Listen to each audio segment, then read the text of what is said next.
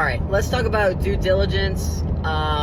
So seeing the property in person for yourselves, because sometimes when they seems too good to be true, like it might be, you know.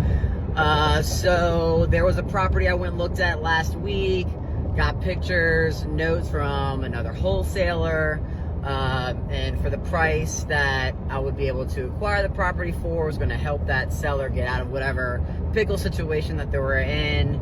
And from the pictures, I was like, man, this is mainly a cosmetic flip. Square footage was good. It was 32.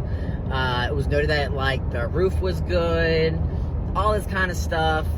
So I almost made a sight unseen offer, and I was like, you know what? I know these circumstances, like I have X amount of days, so let me just go ahead and go see it. Went and saw it, and yeah, no, it probably is a teardown. I didn't realize they didn't have like the best quality. Remember, these aren't MLS pictures. These are pictures someone's taking and sending out as a wholesaler, like on their phone. So realized that the ceiling was pretty much 7-foot ceilings. That's really hard to sell at your top ARV, which means like the ceiling was pretty much at like the door frame. And then one of the exterior rooms had like, say, a vaulted ceiling with the slant of the roof. So at the entry door was 7 feet, slanted down to probably like a 5-foot ceiling. Super small room. I think it was like an 8 by 10 or something.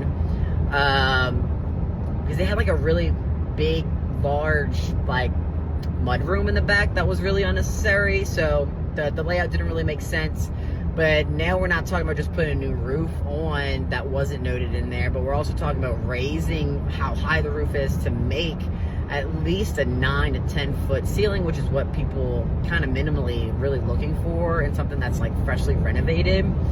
And that requires a lot more framing. Not only that, said floors were bad, but that the foundation was good. That was also off-putting, not correct, needed new joists, looked underneath.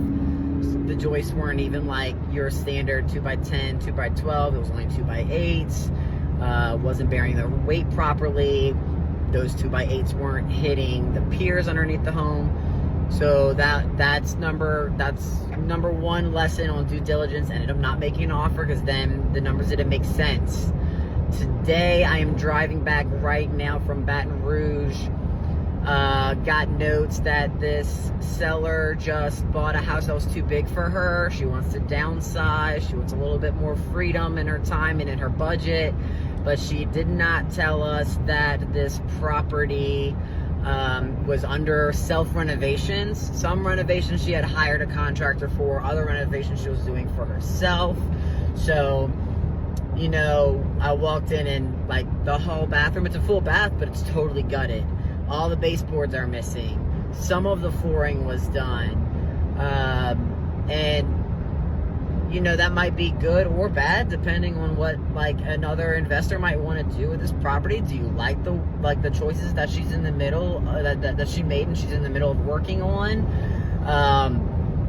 So, yeah, I mean, it's just a matter of like taking the time. And if you can get out there, especially if you're new in the industry, like you want to see these things. You know, you're going to learn the more like you assess these properties and see what's going on. And I'm not saying these people like intentionally lie, but like maybe they're just not looking at the details like you. Or maybe, you know, this seller didn't realize that the bathroom being gutted was like a big thing to note for us. So just things like that. I think it's definitely a valuable lesson, and I think it's actually like a really good tool for you to learn from, is to see what's being said, what's being passed on to you, and then actually going to the property and seeing for yourself what's going on firsthand.